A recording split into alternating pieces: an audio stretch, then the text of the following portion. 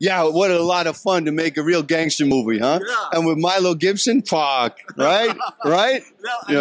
You've done gangster before in the past, so what's unique about this one? It's period. It's like in the 20s, you know, and it's Tommy guns and Al Capone and all of the most famous American gangsters from history, right? Yeah, so that's kind of special. And Tim got real Tommy guns, you know, and he has this big scene where the girls are dancing like flappers and doing the funky chicken and stuff. I mean, the turkey trot they do, right? And it's a big movie. It's a big movie. Blood Rain, I'm a big fan. Oh, yeah? Yeah. Natasha Malta is the best, right? Yeah. She's a great Blood Rain. We have another installment? It's up to Uwe. It's up to Uwe, who is still a friend of mine. All right. Yeah. We're hoping, man. Okay. Thank you so much, Michael. Are you a fan of gangster movies yourself? Oh, of course. Yeah. You know, the Godfathers are the best. That's I right. remember That's that, right. Yeah. And this is real. Tommy gun, Al Capone, you know, lots of I'm firepower. excited to see it. It's Yeah. really cool. So, talk a bit about my favorite franchise, though, Sharknado. Okay, I can give you a secret. Yes, what is it? There is going to be a 6. And where will it be?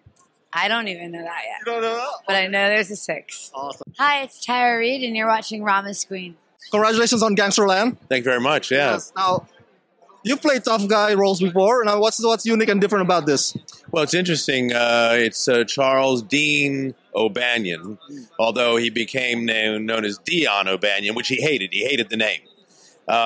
They stretched the theatrical license a little bit because he actually died when he was 32, and I'm about twice that age right now. That's fine. But just the same, it's pre-Al Capone when he was Al Capone, and it should be exciting. I mean, it's a movie about an era that's been glamorized over the years and fortunately is long gone. Now, when it comes to gangster movies, we think of Scorsese movies or Untouchables. You know, we can name a lot. So what did Timothy do as a director to capture that authenticity? Wow, it was kind of fast and furious around the set. And some people did an amazing job. Like our wardrobe person was phenomenal. I mean, she was literally putting together period outfits like on the fly, and she did an amazing job. But also Timothy himself, I mean, he knows how to extract as much as possible out of a setup, and we got a lot of good stuff in a very hectic schedule. So hats off to him there. Like he came up with a couple of things. In fact, for me, arrived on set. He said, "Oh, by the way, you're going to be sat at a table and you're going to be eating spaghetti." And I said, "Yeah, but I'm Irish. Yeah, Irish don't eat spaghetti." So, but he said, "No, it's going to be like a foil. You're playing a trick on Florio, who was like the Italian mob nemesis." And I thought it was a brilliant choice, and it worked out beautifully. And I didn't spit a single piece of spaghetti. What do Irish eat?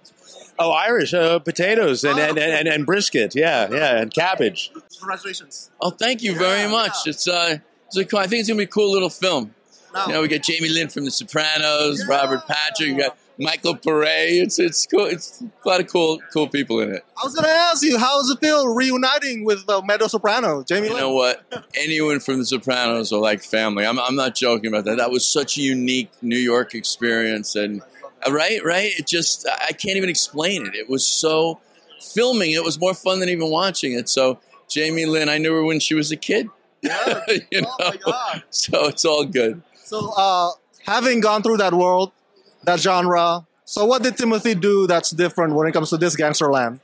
Timothy is very, he's a very cool, specific director. Like, he knows exactly what he wants. And he was fascinated with the 1920s Capone era.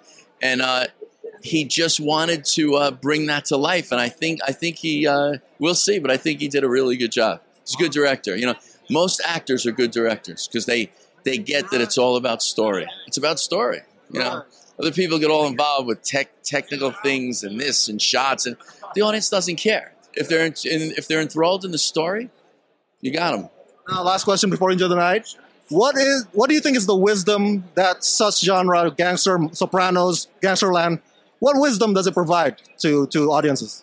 Jesus, that's a really smart question, an intense question.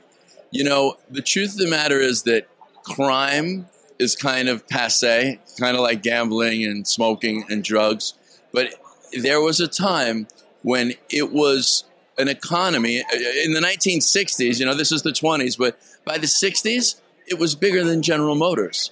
the gross national product of organized crime from Las Vegas to Cuba in 1959 to drugs and prostitution. And it was a major driving force in our economy.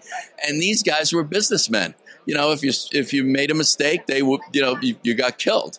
But it's an amazing story. Like today, it doesn't quite exist anymore. Now it's just the United States Congress and the lobbyists. They're the mafia now. Yeah, it's pretty sad. And the corporations, but it's an amazing time. And I love visiting. I love playing those roles. It's a lot of fun, you know. It's the closest I'll get to really killing someone.